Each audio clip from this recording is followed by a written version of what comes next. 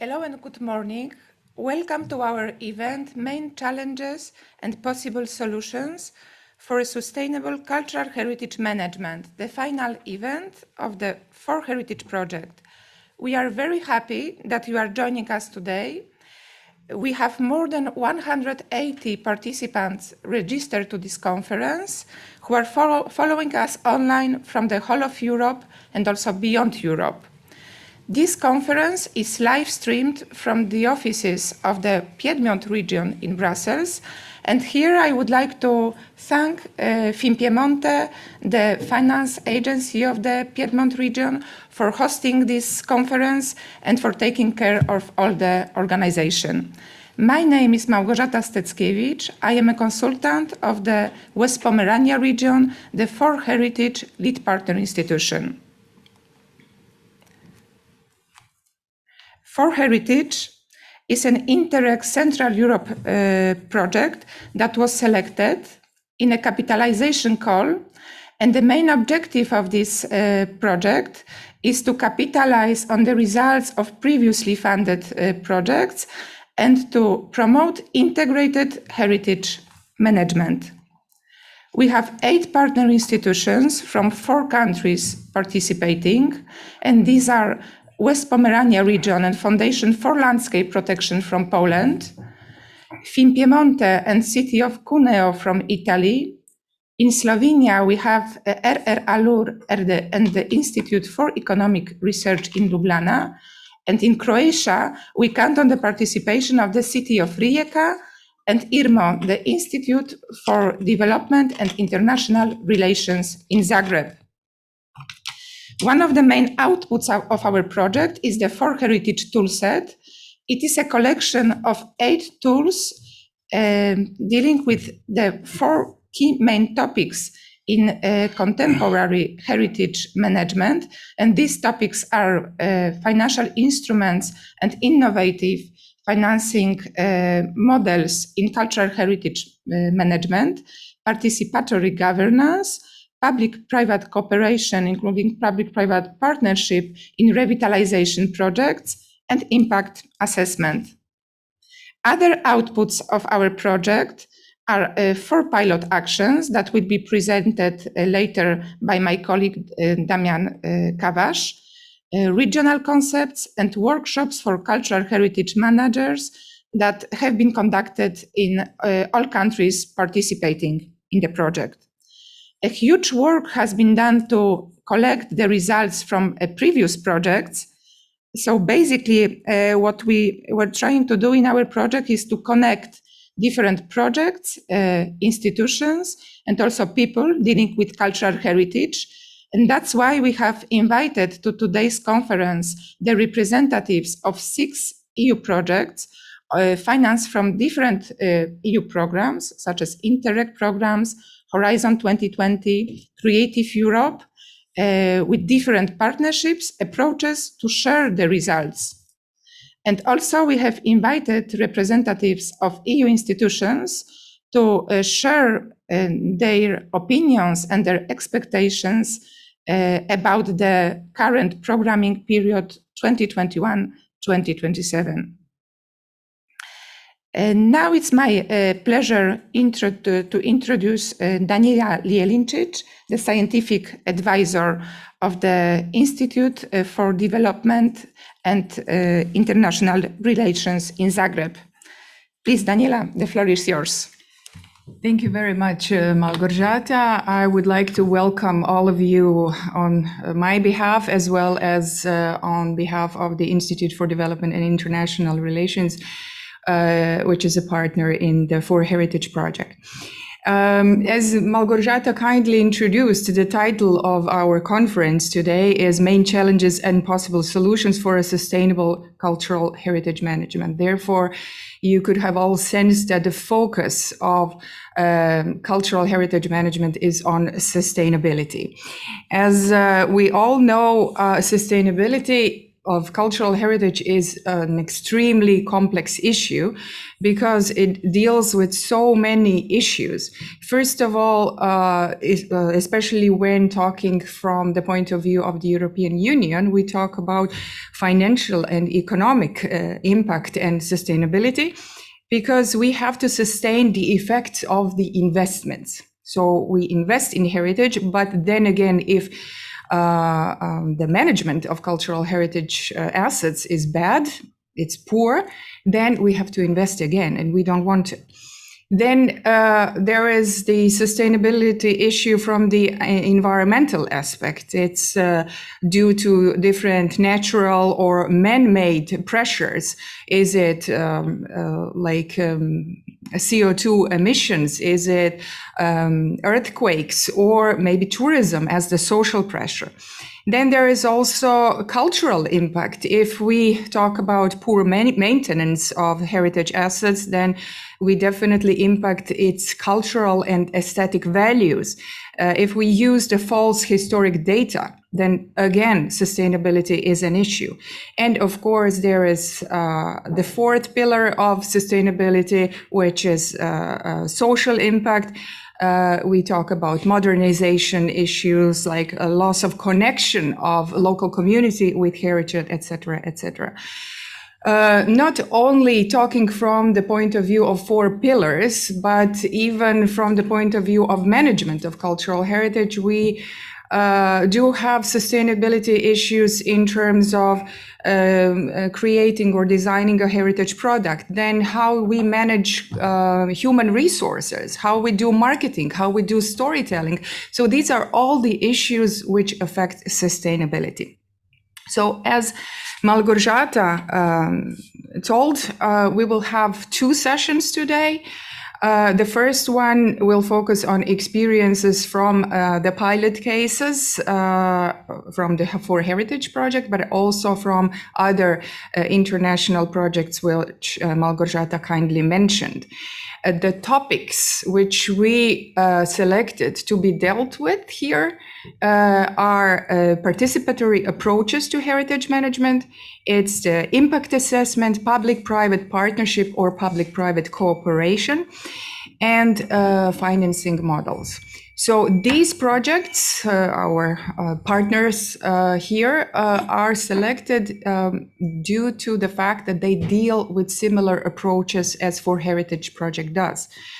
What we like to do is to cross-fertilize with other projects, because we want to learn from each other. We want to exchange experiences and then see how we can maybe put our knowledge on a pile, if I may say so, and use this knowledge in creating sustainability for European heritage.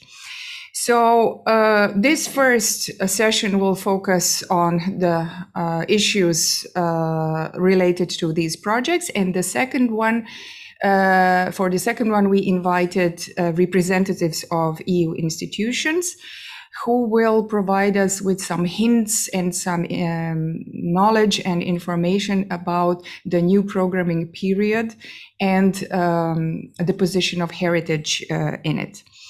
At the end, we will have a questions and answers session. So I would like to point out to the fact that we do not have the possibility for participants to put the questions in the chat. So I would kindly ask all the online participants to raise their hands if they are willing to interact with us here in the Fin Piemonte offices. So it's really necessary to raise your hand and I will give you the floor. Of course, everybody here in the room is also welcome to interact and pose the questions.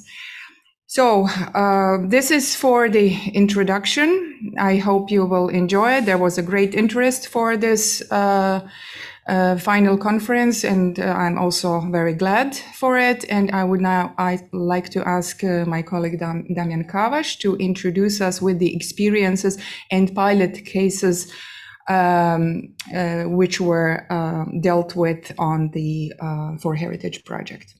Thank you. Daniela, thank you very much. As described in the application form, all region cities participating in the ForHeritage project face the same challenges when it comes to the cultural heritage. The first one was lack of integrated management. The second one is insufficient skills and capacities, and the absence of alternative financing in the cultural heritage sector. Cooperation with the private sector is perceived as an activity in favoring a private partner. It therefore creates fear of the public sector to enter a relationship with the private sector. Tackling heritage management and financing issues remain episodic, and both topics have to be enhanced. Therefore, inside the project partners test refined tools developed in the Work Package Fund and that are included in the tool set through their pilot implementation at the local level, focusing on integrated management and financing. So we used the innovative approaches, and that is requiring a change of approaches which were used in the past. And that was really a learning process for all of us, public administration, project partners, site managers, pilot managers. So we have 4 pilots. The first one was in Szczecin, in Pomeranian Duke's Castle. So the focus in this pilot was on integrated management and financing. The second one was in Ljubljana, so-called Vodni Homestead. We focus on alternative financing. That means focus on external financing from the private sources. Then we have the Benčić complex in Rijeka. The focus there was on integrated management on the complex because there are many organizations located around this square, and also financing. And the last one, which was also very interesting, it was in Cuneo. In Cuneo, our colleagues successfully developed public-private cooperation platform, which is a combination of external funding and the management. So, you know, as Picasso once said that our goals only be reached through a vehicle of a plan. So we have to plan carefully. We did the plan with the time schedule, with everything, and it's fine, you know, mentoring process. But as we know, in theory, there is no difference between the theory and practice, while in practice there is. That's a saying from the Yogi Berra, who was a baseball player, but in fact already Albert Einstein said that. So what happened, it was a COVID. You know, we know the cultural creativity sector was being among the first sectors to shoot their doors in response to the COVID pandemic. And they were among the last to reopen. So the COVID-19 really impacted pilot testing and validation, but the impact on the individual pilots varies. It was the highest in Szczecin, Ljubljana, following by Rijeka and Cuneo. So we redesigned our project plan and time scheduling, and we are really thankful to GS. We prolonged our project for 3 months, and we are still in process of implementation. Nevertheless, however beautiful the strategy, you should occasionally look at the results. That was a saying from Sir Winston Churchill. So it's time to explain what we find out. So as regard the management of the cultural heritage sites, you know, it's very complex. We know that due to its interdisciplinary nature. And if more institutions are involved, management becomes even more difficult, especially if you have a different level of public administration. So the commitment and involvement of people in the pilots, personal commitment of the involved, is really crucial. The second, the public administration is often unable to react quickly and resolve complex problems really very fast. And that sometimes is a problem because the private sector doesn't have time to wait for that. Then we have, as usually, problems with the horizontal, but also with the vertical coordination. So the coordination between different levels of public administration, sometimes coordination between different departments in the same public administration. But we also find out that external support to site managers is very valuable. So we use the external experts in our project, but also mentoring process. Nevertheless, every place, every city, and every project has different framework conditions. So what works in one city will not necessarily work in another city. So we could say there is no one-size-fits-all approach. As regards the financing, especially for nonprofit professionals, identifying funding sources and deciding on a suitable funding model for the organization is one of the most challenging tasks. So there are public and private funding sources available, but we should not forget that they should be aligned with the organization's mission, vision, and also values. So as part of the project, a 10-step procedure methodology, which assists project managers in searching for alternative financial sources, has been developed in Ljubljana. So as regards the trends, we should see that online fundraising grows day by day. There is focus on project financing and the rise of performance metrics and marketization like the social impact bonds and similar, or payment by results, including increased visibility of social media.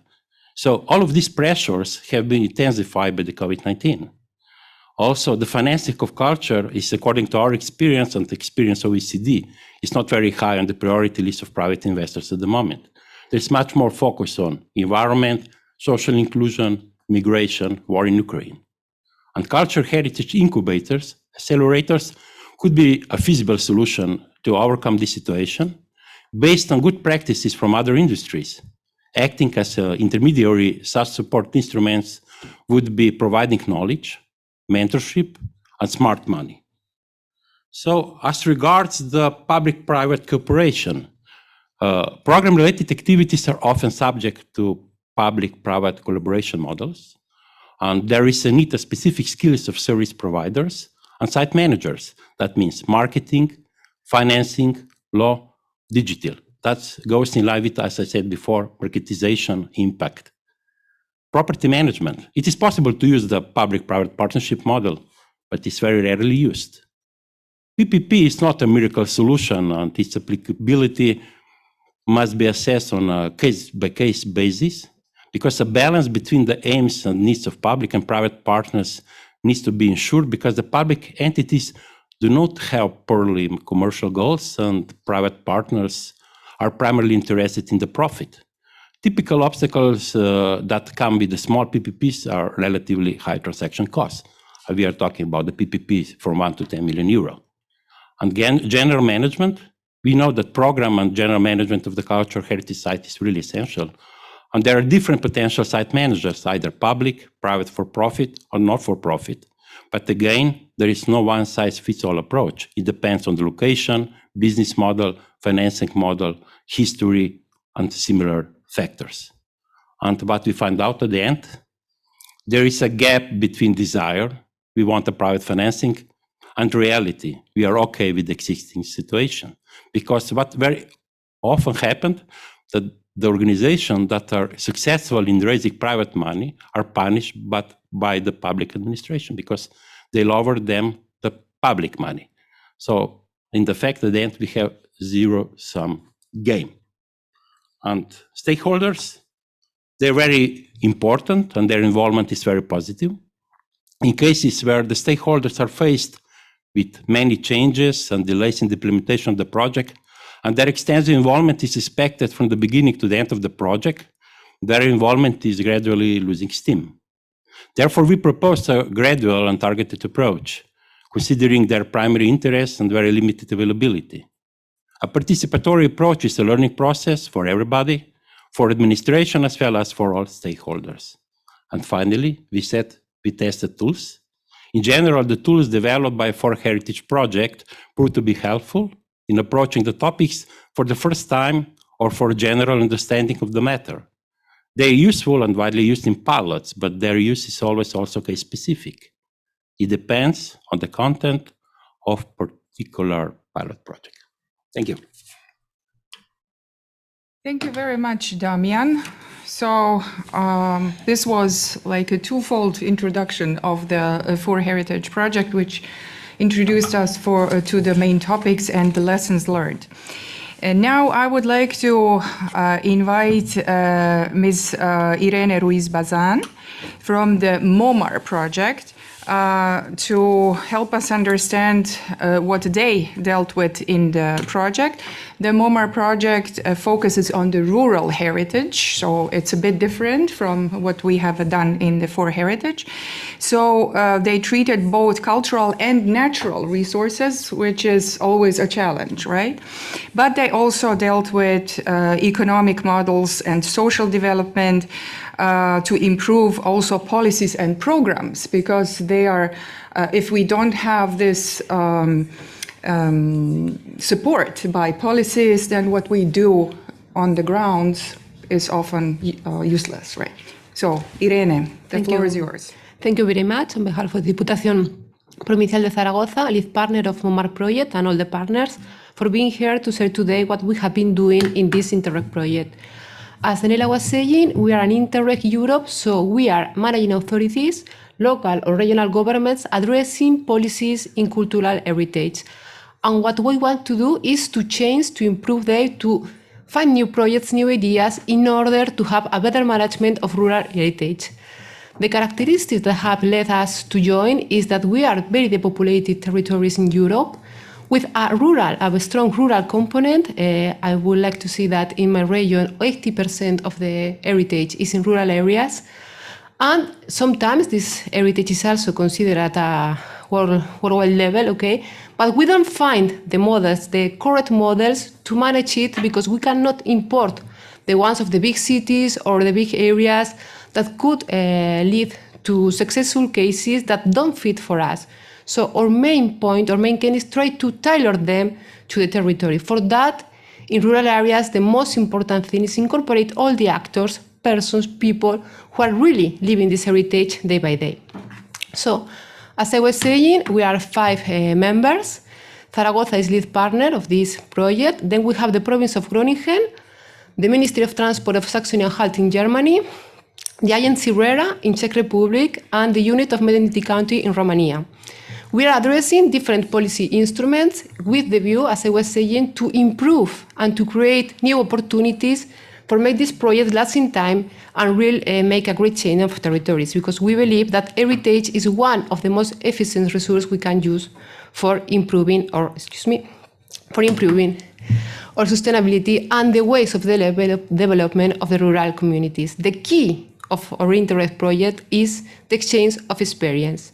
We are here because we have a common problem, but we have taken steps, each government, each region on her own, in order to try to cope with this challenge.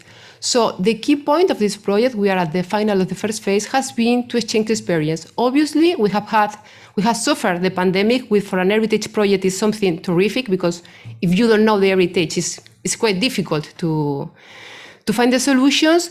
On the other hand, one small positive thing is that we have been able to involve so many stakeholders, more than we prevent at the beginning, because with the online meetings, they have been able to talk directly with other stakeholders and with other regional authorities to explain how they are managing their projects, their heritage, and which are the key aspects of the good practices that we can learn and export one to other.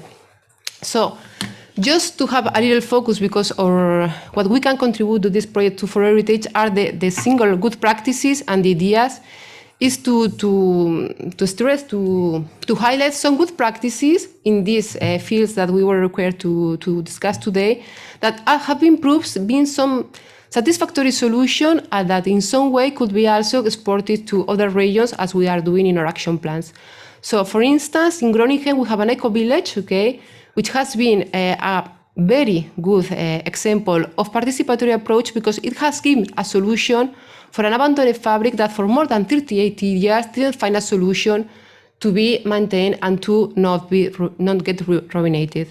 So, to give the possibility to the community to, in some way, have back this heritage and live it and decide about its future has proven to be a good practice that we have been discussing during our international meetings.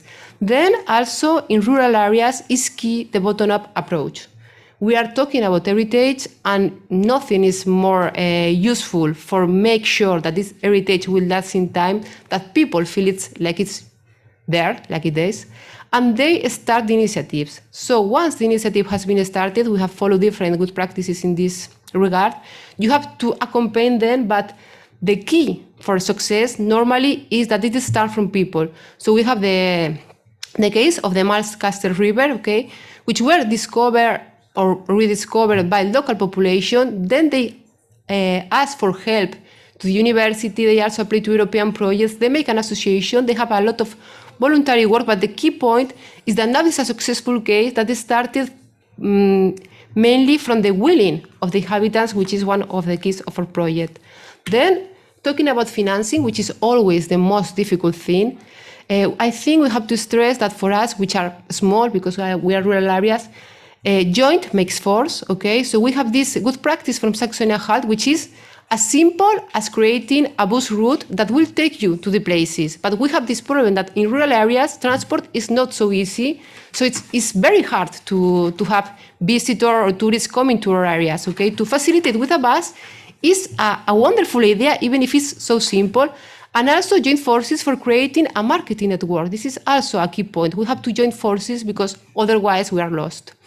In this regard, also talking about the financing models, I would like to present the Territorium Mudéjar economic model. Territorium Mudéjar is an association of different municipalities which has in common this very important UNESCO World Heritage, which is the Mudéjar. Typical of a region, is the only art that is from Spain only. And what do they do? Okay, they receive public financing, but they destin 10% in the budget for find new possibilities, new projects in order to be able to have a larger budget.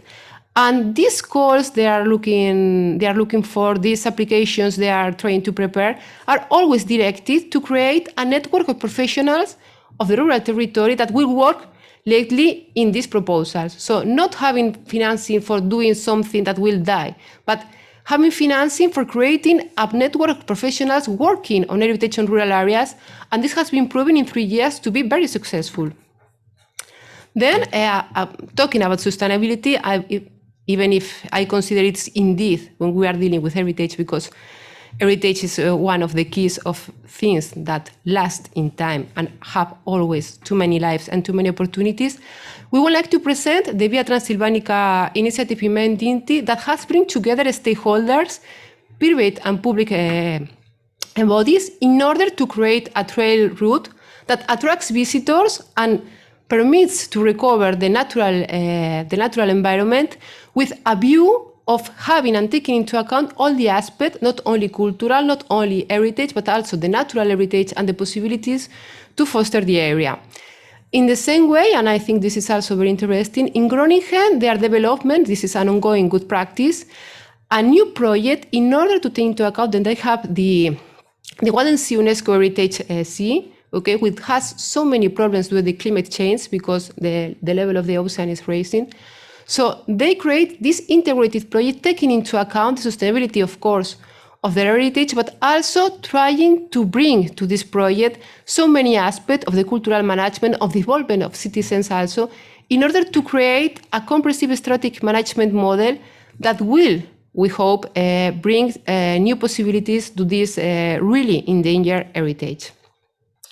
And so, to finalize, all this learning we have been sharing during these 3 years became materialized in our action plans. We do an action plan in order to really organize how we are going to lead the change in our policy instruments. And for that, we are looking what other partners has teach to us, what we have been sharing, and we design some actions that are inspired in the access we have been seeing in order to try to create these political changes, these policy changes that we hope will last in time.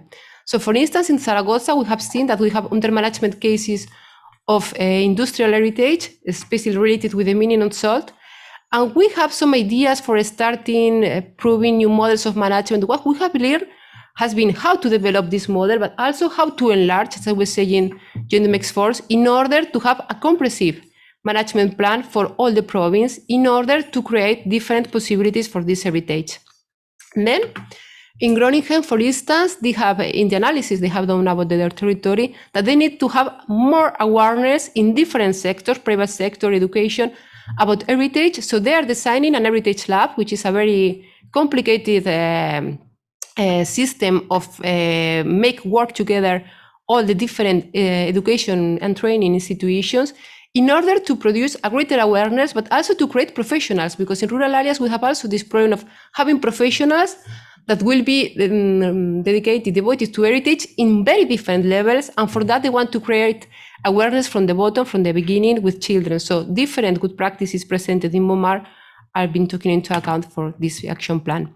Then in South Bohemia, Czech Republic, they are trying to also make some similar project like the one of Zaragoza with the our teaming inside, which is an under management case. It has so many possibilities. We have seen so many different possibilities from the partners, and now it's time to make them, to take them into action. And also, I think this is very important, and it's related with the good practice I was presenting before, try to improving the quality of the proposals. The different associations, the different local associations, they are presenting to different financing programs, okay? They were addressing to one, which is the main financing they could get for heritage. But the idea is to also, let's say that, teach people how to do they by themselves, okay? Because as I was saying, one of the problems of the rural areas is that we don't have very big institutions with departments dedicated to apply for a call and so on. Normally, we have institutions with 1, 2, 3, 4 people that have to do everything. So try to make these people more operative in winning calls and so getting in having finance for their projects. And then we have Mendinti in Romania. I think this is a case very, very interesting because we were presenting during our project also bad practices, what we call challenging practices, something that didn't work in our territories, in order to make others also have lessons learned about what wasn't working, no? And for instance, Zaragoza, we presented also the case of a palace that we started restoring without knowing what will be the final use, and this conditions so much the restoration.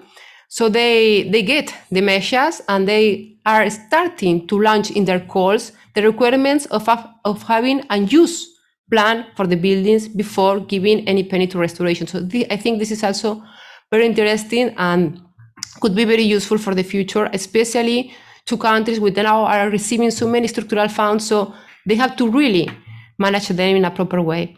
And also, they are having inspiration for a good practice from Zaragoza about digitalization. Now is the time of digitalization, but to do that in a very smart way, we thought it has been done in the Roman area of Los Bañales. They have also so much Roman heritage because we have so much in common. And so they have developed some video games and some different interactive actions. So they will learn also for this. And last, Saxony-Anhalt is being inspired by the Groningen Churches Foundation about giving new use to religious heritage. And they are going to implement some new activities in the church of Snekberg. So thank you very much. And thank you again for giving us the possibility to present the project. Thank you. Sure, thank you, Irene. You touched upon a number of very interesting issues which really cross-fertilize with all of these projects, and I'm sure we will be able to discuss it later on. So now we have our colleague Antonia Gravagnuolo from Italy. She will join us remotely, and she is presenting the CLIC project. CLIC project is a very interesting one, focusing on the topic of reuse of heritage assets by way of circular economy. So what they did, they tried to identify evaluation tools to test, implement, validate, and share these innovative circular financing, business, and governance models. Antonia, I hope you hear us. You're here with us today, and I give you the floor. Yes, thank you very much for the invitation. I'm very sorry to not be there with you in person. I couldn't, but I'm very happy to be here today with you. Let me share the slides. I would go quickly to present the results of the Horizon 2020 CLIC project, together also with a new Horizon 2020 project, Be.CULTOUR, that was started since 1 year, and that is linked with the previous one. So CLIC is a Horizon 2020 project going on for 4 years and ending last year. And the title is Circular Models, Leveraging Investments in Cultural Heritage Adaptive Reuse. This project was introducing the dimension of the circular economy in the adaptive reuse of cultural heritage, identifying circular business models, circular financing instruments and models, and governance tools. The starting point of the project is the framework developed by Luigi Fusco-Girardo, who is the coordinator of the project, and all the consortium. It was a very transdisciplinary and interdisciplinary project, which brought together different partners, different disciplines, from economics to heritage conservation to ecological economics, and operators from different sectors. So the framework is aimed at turning a dead site, I use the words of Professor Fusco-Girardo, a dead site, an abandoned place, into a place of new attractiveness, a place, a living place.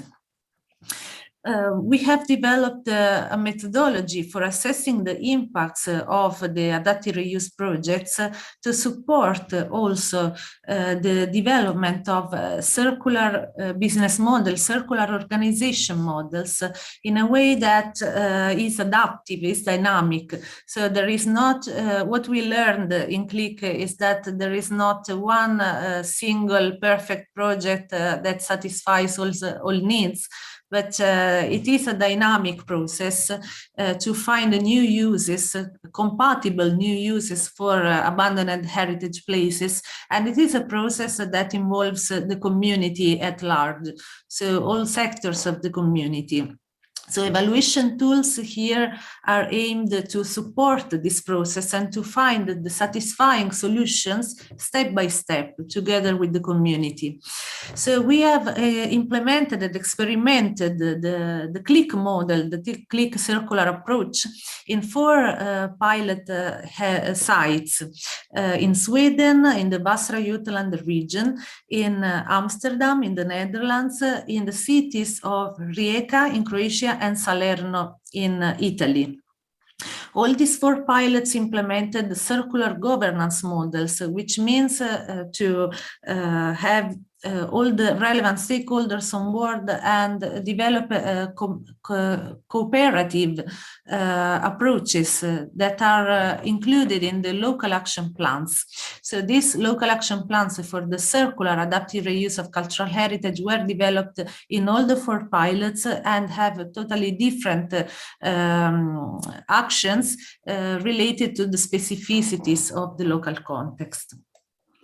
I would go very quickly a little bit in depth in the city of Salerno, which is the pilot case in Italy, in which we also worked. There was this tandem together with research institutions and municipalities and other stakeholders, enterprises that were supported to develop the action plans in adopting the circular perspective. So the case study in Salerno was a set of 4 abandoned buildings, very large abandoned buildings, 3 previous monasteries and 1 noble palace, which are abandoned since 30 years. And through the implementation of this dynamic approach, we identified together with the community possible uses of these buildings and also feasible uses and feasible project also in terms of financing. So here I show you the process that was followed in Salerno. It was an experimentation also in terms of governance. From the public consultation, starting with the public consultation with collecting from the community interested parties expectations and needs for this territory. And collecting ideas for the possible innovative uses of the area. Then the participants were invited to take part also in the circular business model workshop. So to make this project feasible from the point of view of financing, economics, and also to build a business model which is adopting the circular perspective. That means also to introduce the dimension of the externalities, to take into account the impacts of the reuse of cultural heritage and the impacts of the business activity within the business model, and not as an externality, as a waste that needs to be then solved, let's say, by the society. So these workshops led to the creation of 4 circular business models, and this process was followed also in the other pilots. And then there was a phase of synthesis, discussion, assessment, rediscussion. So it's really a circular process that was activated, and then that led to the implementation of feasibility projects and to the application for different calls for funding, for public funding, but also into the discussion with other stakeholders for the financing of certain parts of the projects. So this dynamic co-evaluation that we propose in CLIC was applied and experimented. Just a few words still about CLIC regarding the financing models, because also the circular approach in the financing aspects was explored to generate value at local level and find win-win-win solutions. So for all parties, applying innovation, applying creativity, blending social and financial return. So we had developed also some studies regarding an overview of hybrid financial instruments based on different case studies that you can find on the CLIC website. And also it was developed the proposal of 3 innovative circular financing instruments, starting from a revolving circular impact fund, then to investment readiness facility, which was aimed to support the project readiness, so to make a project feasible, and then to find a hybrid public-private people partnerships approach, implementing also the circular governance also in the financing aspect.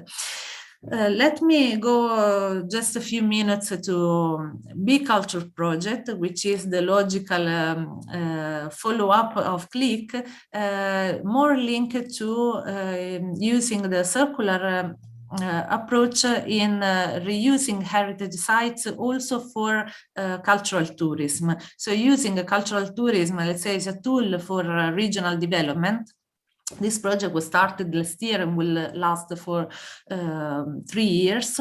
The title says Beyond Cultural Tourism. So we would like to go beyond tourism to address the reuse, the valorization and regeneration of heritage sites in less known areas, in remote areas, also mountain and rural areas, to make heritage and local identity, cultural identity as a factor of attractiveness of these places.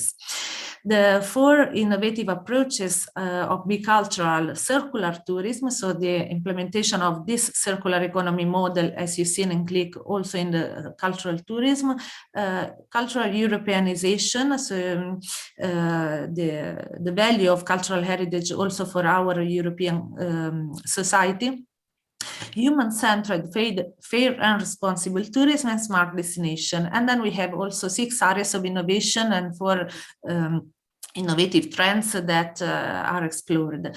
Who are working in this new project is 6 regions are involved, which are EU countries, but also non-EU countries such as Serbia and the region at the border with Moldova and Northeast Romania. So we have also adopted, identified 16 additional mirror ecosystems, which are experimenting with us and following up with the project. And I would like just to invite you to follow the Be.CULTOUR project. So we are going on experimenting and saying how this model can be applied also in different contexts. Much, Antonia. I hope that what we discuss today and what we come at the end with the conclusions will be used also in your Be.CULTOUR project. Now I would like to invite Hanna Sömző from Hungary. She's the representative of the ForHeritage project to let us know what ForHeritage deals with. They deal with heritage asset management and inclusive governance. Therefore, we're again coming to a participatory approach, which is really a top topic. I would like to remind all the speakers to keep the time. Okay. Thank you. Thank you. Does it work? Okay. And if I press it, thank you very much. Thank you very much for the invitation. It's wonderful to be here, and it's also wonderful to follow Antonia, who was the coordinator of CLIC, which is the sister project of ForHeritage. So you see all this interrelatedness of European projects. So, ForHeritage is an H2020 project. I won't go to that details because I think it's very complicated to really summarize what a project is all about in 10 minutes.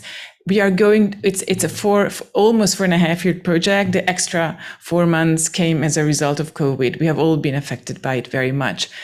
What's important, what has already been said by Daniela, that it's a project that works towards the creation of a sustainable management models for marginalized areas. Marginalized, I defined very loosely, basically including both geographical and social marginalization. The bottom line is that we want to work with areas where tourists, visitors, or don't go naturally. They might need a little bit of persuasion. Open, the word open is not by chance in the title. From the early on, we wanted to work with communities defining what heritage is. So the concept of heritage community is central in the project. And when it being open, we've kind of felt that it's important to allow people to define what heritage for them is. It's not an uncomplicated thing. So maybe after that, we could discuss a bit more about that. Open also means that communities need to make that you want to invite communities to be part of maintaining it.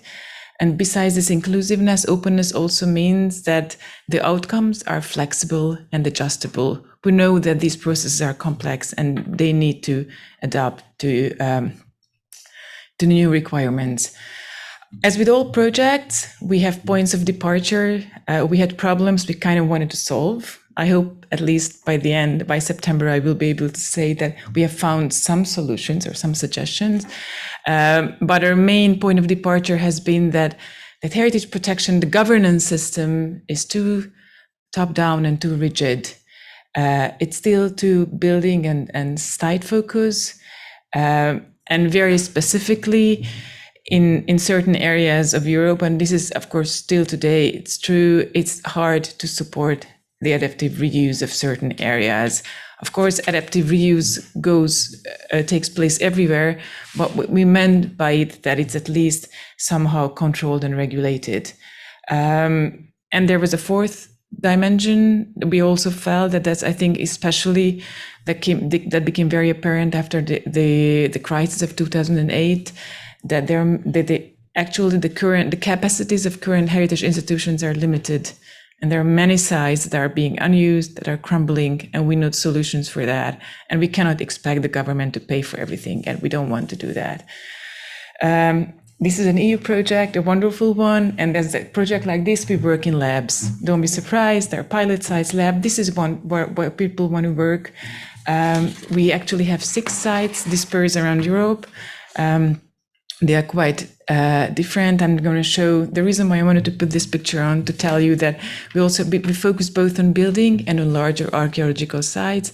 Some are more close to the city center, some are outside. That's as a lab, I mean, all the details are on their website. The reason why I'm skipping very fast, so to somehow be able to keep the time. When we worked in labs, we wanted to really create and involve these heritage communities, define it, and try to build sustainable financial and governance models for the sites. It's maybe important to note that 5 out of the 6 sites existed prior to the project. That's, I think, also quite normal, because it's very hard to build something totally from zero. But we had one site which is in Warsaw, in the Prague area of Warsaw, which we could actually oversee its initiation as part of the project. It was also a condition to have a very wide integration of stakeholders, both horizontally and vertically. And we do have heritage specialists in the project, but I'm a sociologist myself. So besides focusing on adaptive reuse, we focus on heritage also as a means of development, as a means of social integration and social inclusion. Okay. The reason why this is the last picture. To help the work in the labs, we also had 16 observatory cases. Again, quite different, neighborhoods, churches, castles, but what connects them is that they're all adaptive reuse and they're all bottom-up, dispersed around Europe. Okay, so what we found, and some of them you might see commonplace, but I think it's important to emphasize them. We all see that there is, what regards participation, there is a slow-paced democratization process that goes on in the area of adaptive reuse. It means that we do observe the diversification of involved stakeholders. So we do observe a changing hierarchies in the governance processes. We also see that there's an increasing funding coming outside from public authorities. This is both a blessing and a curse. I will talk about it later a bit. And definitely what has been very important is the changing aims of adaptive reuse is also related, I think, to changing tourism patterns. There is actually a willingness to go to formerly untouched terrains and discover new things. The current situation means that it also needed and created its new heroes. We have observed that it's typically academic institutions and NGOs that are sort of the mediators of the local communities and official structures, public institutions. It's not by chance. They possess the necessary resources for this. This means knowledge, networks, and time. I want to underline time because this is something we could discuss a lot. This is actually the most difficult part of public participation because a lot of people don't have time, or the people you want to involve either lack the knowledge or the network or the time or 3 of them. Okay, but it seems that both academic institutions and NGOs often position themselves as the voice of the community, which is, again, things are not black and white, both good and bad. It's very hard it's very good that they take this role, but it's also very hard to be the voice of the community. I'm not exactly sure it's possible. What's very obvious that this new situation creates new responsibilities for municipalities. I'm myself personally a great believer in the role of local institutions, the role of municipalities. They need to enable local partnership. They need to provide support. And there is one thing that we need to keep in mind.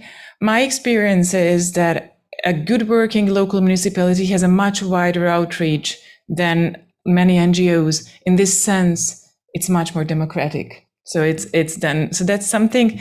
It's kind of it's an added advantage that we often don't think about. There are tons of challenges. Okay, it means that the change creates sort of the partial loss of the structure of the secure institutional structure. So there are insecurities, and also it sometimes becomes more difficult to carry out adaptive reuse. I mean, we could have a long debate about how to define a community and how to handle the conflicting interests. I think that's something that's totally easier said than done. Just think about, even a small family and how it's done, and then enlarge it to a community.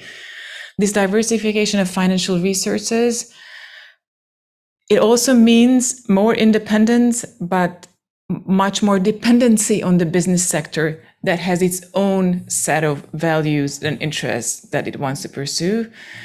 And what I also observed reading, that once you open Pandora's box, which is very good, a lot of good things come out, but it becomes more difficult to define the main goals. And definitely here, should be some actor who at the end takes the responsibility of doing that. And there are, of course, no quick fix recipes. What we see that these management models need to adapt to local or national regulatory and financial context. What we saw in Open Heritage, and this is, I want to emphasize that we focus only on adaptive reuse, is that right now in Europe, there are basically three quite distinctive, policy contexts, and whereas there's a supportive one, there's an emerging one, and there's a very challenging one. The further east you go, the more challenging it becomes, and that's something we do need to change. And there's something that it's just a personal opinion. One of these extra challenges, and it's not my chance that I put the Colosseo on the picture, because I think that epitomizes how official heritage is defined. Once you look at surveys and start asking people, actually it's very difficult to define a counter list of heritage. If you ask people, even in the marginalized areas, I did it in another project, they tend to refer as heritage just to the official sites. So it takes a lot of work and a lot of innovation to go beyond that. And financing bottom-up initiatives is also a very difficult process, and the process of incorporating vernacular knowledge is again something that has its own particular methodologies.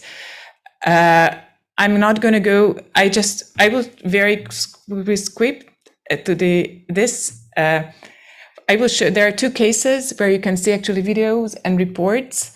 The reason I wanted to show them, they are observatories of the Open Heritage case. And these are two sites, one in Bratislava, the Stara Triznica site, and the other is in Naples, the Convento della Capucinella. They were both abandoned, and the reuse that happened was both, in a sense, bottom up, but also very different. The market hall was reused, and now it's run by a coalition of NGOs, but it's done on a market basis. So they create actual revenues. The other one, the convent, is basically run by on the commons basis, which is such a fabulous thing in Italy.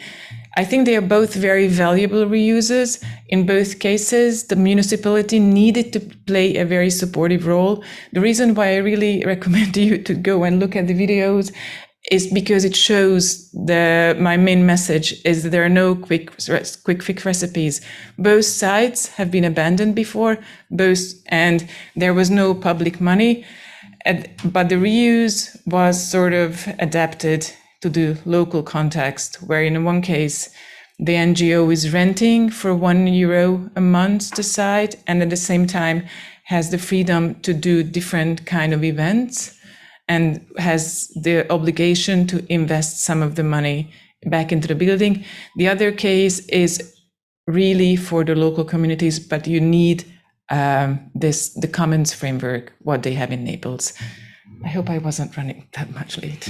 Thank you very much, Hanna. It was really interesting, and I'm so glad that you touched upon the issues of the lack of time for people to be engaged. This is the same conclusions we had on ForHeritage project, and as you said, there is no public financing anymore, or it's decreasing. But so we are trying to find private partners, but this can be occurs also. So this is something we should probably discuss in the Q&A session. Now we have our colleague Flavia Marucci representing SoPHIA project. SoPHIA project deals with the topic of impact assessment, while impact assessment of heritage has been rather common in natural heritage. It's not so the case in the cultural heritage, and we thought SoPHIA project deserves a few minutes to come up with their conclusions, because this is a really important topic. Flavia, the floor is yours. Thank you very much. Can you pass me the control? Thanks. Thank you very much. Okay, good morning, everybody. Thank you very much, Daniela, for introducing me, and thank you all for being here and letting us participate. This is a very interesting meeting. As anticipated by Daniela, I'm going to talk about the SoPHIA project, and especially I'm going to present the main results of the project that are the SoPHIA model, which is an holistic impact assessment model, and its social platform. But before going into details of the outcomes of the project, I would like to take a step back to 2019, when the H2020 transformation call was launched by the European Commission. In fact, they were looking for a social platform on the impact assessment and the quality of interventions in Europe's historical environment and cultural heritage sites. This led to a new approach, a new way to consider impact assessment that required a constant monitoring in order to ensure that the expected and desired impacts were achieved. In order to do that, of course, it was necessary to ensure new tools, methodologies, and guidelines to actually implement a multidimensional and holistic impact assessment. For this reason, in 2019, a new consortium, the SoPHIA consortium, was created. It is a very diverse consortium gathering together 7 organizations from all over Europe that had worked together on the SoPHIA project from January 2020 to December 2021. The main aims of the SoPHIA project are to create an holistic impact assessment model, to gather a diverse community of stakeholders, and to convey a consensus towards future EU action plans.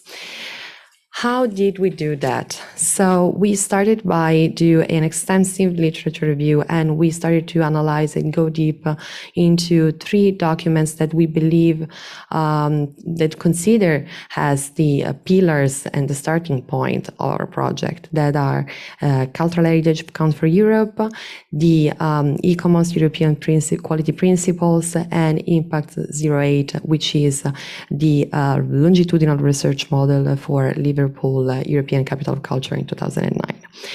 So we try to make the best out of the results of these 3 important documents to start working on our own model, our SoPHIA model, which is an holistic impact assessment model shaped on 3 axes: domains, people, and time.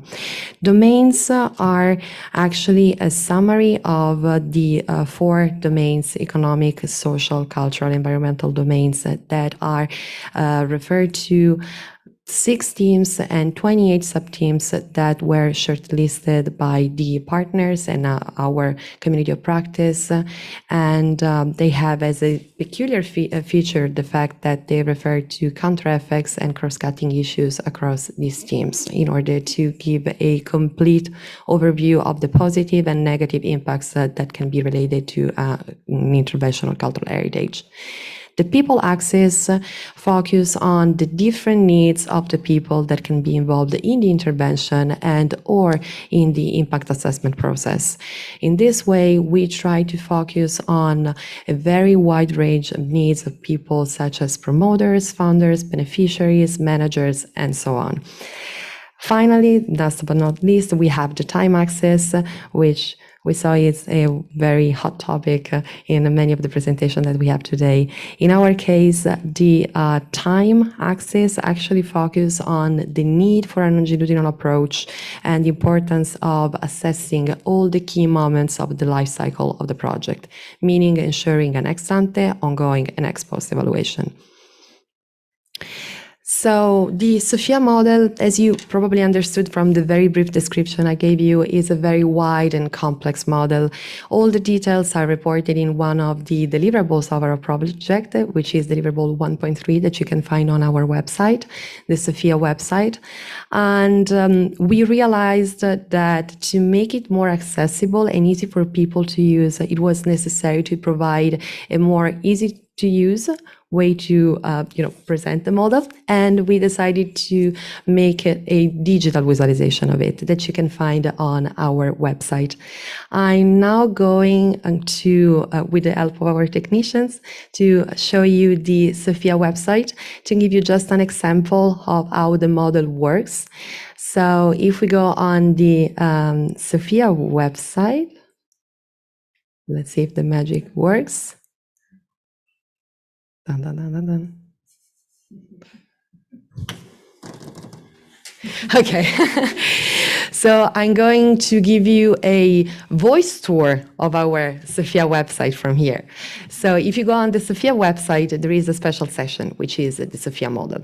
By clicking on it, you go on this main page where you find the 3-axis model that you can see here on the screen.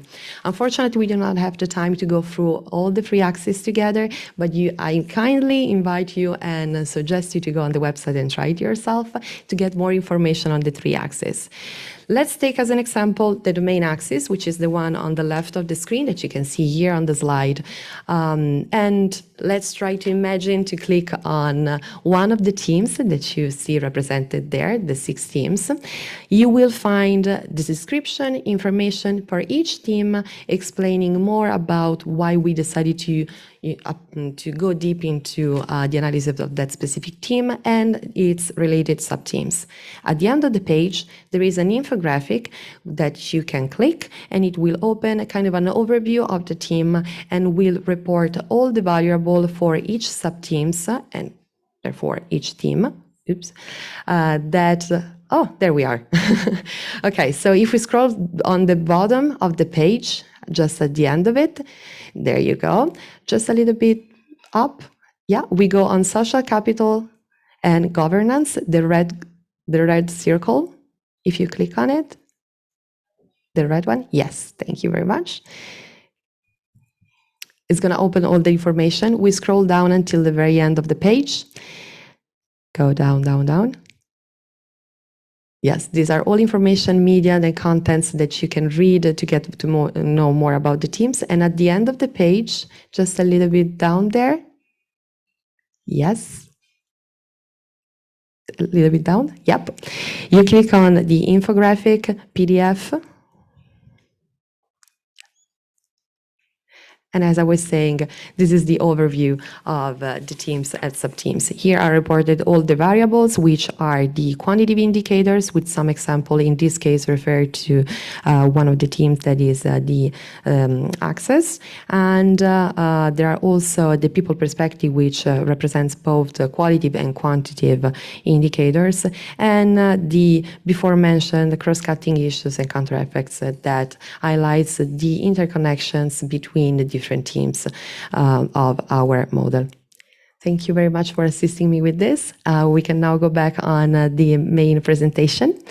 So as you can understand, you probably understood from this very brief presentation, and as I said, it's a very complex model, and that is why we needed to also provide people with a toolkit to explain them how to use it and how to implement it. And this is also something you can find on our website. It's deliverable 3.1. At this point, you might wondering for whom we created this model for. The answer is actually pretty wide. The SoPHIA model can be used by policymakers for drafting calls and policies, and also by choosing criteria, it can help shaping the way funds are granted and how to make bids and projects.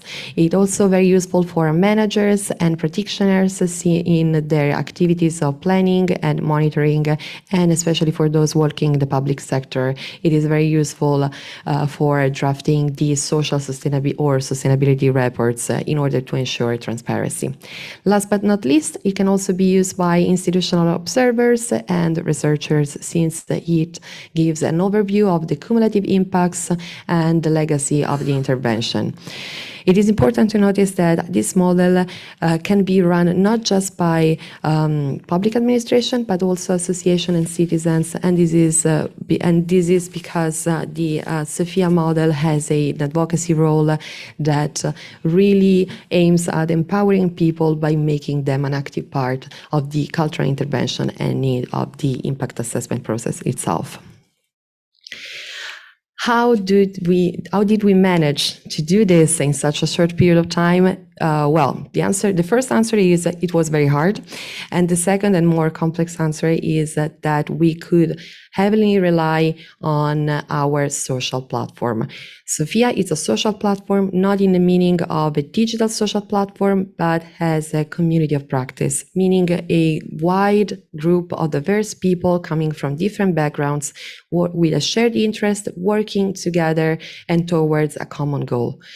This ensured us a very participatory approach in which people worked and discussed together all the different tasks and deliverables of the project.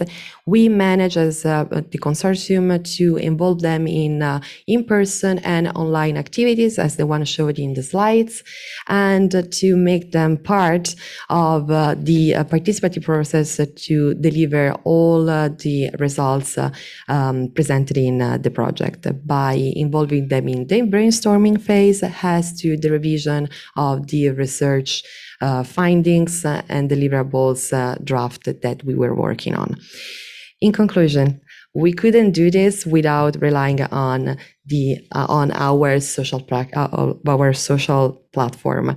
Our community is one of the legacy of the SoPHIA project, and we believe that the fact that we managed to work so strictly together for 2 years will be the key for us to keep our project going also after the official end of the project itself.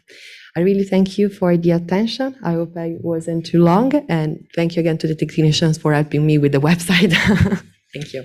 Thank you very much, Flavia. First of all, for showing us in practice what participatory approach means, right, by way of your holistic impact assessment model. And what I think is extremely important for this project, as it resulted with a concrete tool, it should be a part of, as you mentioned, policies and programs. So it should be integrated in the calls. So this leads us slowly to the second session, where we have EU representatives, and only if we have a holistic impact assessment introduced in the calls and policies, we can expect that all bottom-up projects will think about this approach. It is extremely important. Finally, within this session, we have Mr. Koen van Balen, whose role is actually twofold. He is a researcher, a director of the Raymond Lemaire International Center for Conservation, but also acting as the Europa Nostra council member. So he will present us very briefly with the Cultural Heritage in Action project, and then close the session. Okay, the floor is yours. Thank you very much for giving me the floor. So I had a very particular entrance in explaining this project in which Europa Nostra was involved, because I was involved at a certain moment as an expert. So I would like to enter this project from within to try to share some ideas with you. And so it was, can I go on with this? It does not move. It takes some time. Okay. So I think it's important to understand the context. So it's specifically looking at the cities and the regions, because that are also the one that were the coordinators of the project. It looks, of course, to a certain time frame in which I was involved in that. And basically, it's a kind of a peer-to-peer learning process in which not certain projects were selected for allowing to create a platform in which more people could join and then learn from each other. And that has been happening in 2 batches, and I was involved in the first batch. Of course, it all comes in a certain sense as an inheritance of the European Year of Culture Heritage, where we try to understand what cultural heritage is actually about, how does it contribute, and of course links to different policy documents and looks into what we can learn from bottom-up. I think bottom-up has been referred to a few times. And of course, we didn't like COVID. It basically look at participatory governance of cultural heritage, adaptive reuse of cultural heritage, and on the quality of interventions. I think in a certain sense they echo a few things that has been said before, and also documents that were referred in the previous process. So the idea was basically to create a catalog of good practices. They are available on the website, and so you can consult them. And to look at what their strategic vision was, and so to try to summarize them in a certain sense so that they are accessible for everybody to read, to understand how they relate to strategic documents, how those practices are applied, what are the impacts and the results, what are the potentials, the replicability of them, and what are their geographic and spatial balance. So you can easily go to the website and you can find all of those cases, and some of them have then been selected. So I was one of this group of people who have been looking at them, have been making a selection of those case studies, the ones that are reported on the catalog. And from the other hand, we were also involved then in these interactions between those local projects and this broader audience. So I just select two, so you can subdivide them in different ways. And so one at the left that you see all different examples that are dealing with participatory governance, and the right one which are referring to specific topics of sustainable development. But as you can easily imagine, there are very often overlaps in this field, so it's an easy way to get access to them. So I was partially involved in two which were dealing with participatory governance, which is a common lens, and the other one which was in Italy, and the Adopt Monument in Tampere in Finland. And there were about 40 different examples of case studies and projects in which participatory governance was exactly the main, let's say, entrance to understand the aspect of cultural heritage.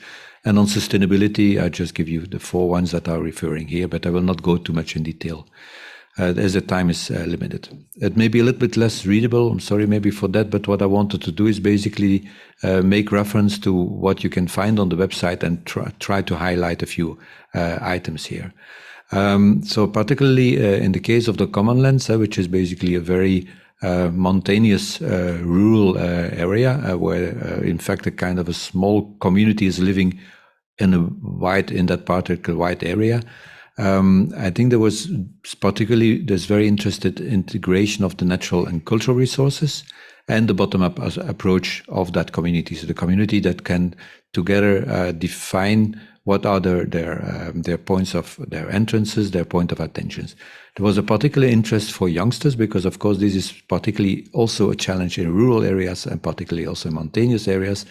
How the interest for youngsters can reduce depopulation. And a very specific, and I may come back to that at the very end and maybe also in the conclusions, this approach of the commons. I think we have heard about it very much in the different presentations that we have heard about. So it has developed specific methodologies. It looks at also specific type of industry, if I can say so, which is related to that, the hospitality industry, for example, which of course is another way of referring to tourism. And also the contribution of research and training, which is not only something which is on the professional level, but is also linked with partnership with schools and youth association. Of course, this makes then the link again with the interest for youngsters.